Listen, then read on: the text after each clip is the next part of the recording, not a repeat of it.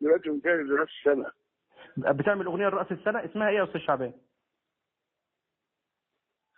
راس السنه الجديده. اسمها الاغنيه اسمها ايه؟ اسمها راس السنه الجديده. راس السنه الجديده. طب آه. ودي كلمات مين يا استاذ شعبان؟ اسلام خليل. اسلام خليل. والحان؟ حالي. وحضرتك مفيش حاجه سينما قريب باذن الله؟ ان شاء الله. مع مين؟ انا عامل اغنيتين في فيلم اسمه كهرباء. الفيلم هتعمل اغنيتين في فيلم اسمه كهرباء؟ عملت. ايه؟ لسه ما نزلش. لسه ما نزلش. ده بطوله مين يا فندم؟ نعم. بطوله مين؟ دي بطولة حد تاني غير انا مش. لا ما انا عارف يعني مين البطل، مين الممثل فيه؟ اسمه كهرباء. مين اللي هو المنتج بتاعه. المنتج بتاعه هو البطل؟ اسمه كهرباء. اسمه محمد فرحات. اسمه محمد فرحات. لكن مين الممثلين اللي مع حضرتك فيه بقى؟ معايا عبد الباسط حموده.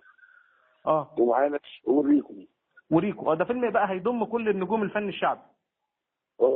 طيب سمعنا ان حضرتك بتعمل اغنيه، بتصور وبتسجل اغنيه جديده اسمها انا عندي كلام كتير، وبتدعم فيها الحشد الشعبي في العراق، يعني اللي هم بيدعم الشيعة. دي حقيقي؟ والله. والله. بس مش حضرتك مش خايف ان ده يعمل هجوم عليك ان انت بتدعم الشيعة هناك؟ انا ما اعرفش انا كنت شيعة ولا مش شيعة. طب هي جات لك ازاي طيب؟ واحد من العراق قال لي الحشد الشعبي ده بيتخانقوا مع داعش. بيتخانقوا مع داعش. فانا عملتها ضد داعش. انت عاملها ضد؟ ما اعرفش الشيعة والله ولا اي حاجة، والله ما اعرف. يعني حضرتك لا بتدعم شيعة ولا بتدعم سنة؟ لا خالص. طب حضرتك مش خايف ان ده يعمل لك موقف سياسي؟ يعني مثلا يعني انت هتخسر، يعني السنة يزعلوا او كده، حضرتك مش خايف من ده؟ ما انا ما اعرفش والله كده. انا الراجل فهمني ان هم اسمه الحشد الشعبي ده بيتخانقوا مع داعش. انا عملتها كده. طيب هي كلماتها بتقول ايه يا استاذ شعبان؟ انا مش واخد بالي من الكلام، نسيته. سجلتها امتى يا عم شعبان دي؟ من اسبوع كده. من اسبوع؟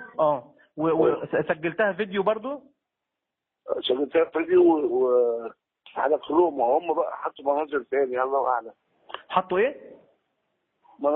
مناظر حطوا مناظر. يعني انت سجلتها صوت بس لكن ما سجلتش فيديو؟ سجلت فيديو على كروما. سجلت فيديو على كروما صح؟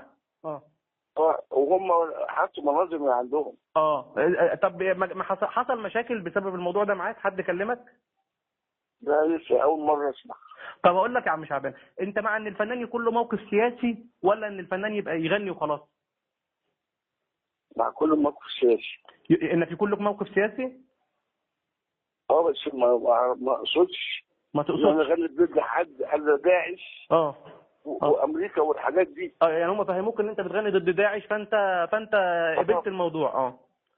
طب ما خدتش راي مدير اعمالك، حد يبقى فاهم اكتر، متابع؟ لا ما كانش. استاذ شعبان، لو قال حد مثلا ان حضرتك ان انت سامحني يعني بتفكر في قصه الفلوس وبس، ده يعني ان انت مثلا جالك يعني موضوع فلوس.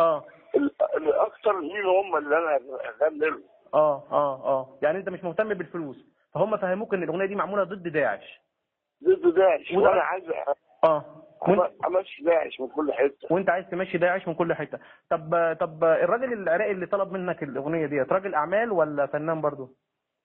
ده ملحن هو اللي طلب عليه. وتقاضيت عليها مبلغ كام دي يا عم شعبان؟ انا اسف يعني. لا اي فلوس، اي كلام.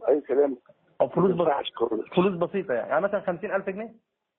لا اقل من كده خالص. 20,000 جنيه؟ 10,000 جنيه. 10,000 جنيه. ما يجوش حق الحاجات اللي سجلتها هنا في مصر ولا بره؟ هنا في مصر. ماشي يا عم شعبان، ما تحرمش منك وربنا يخليك لنا ودايما منور الدنيا كده. هعمل الخبر وهكلم حضرتك.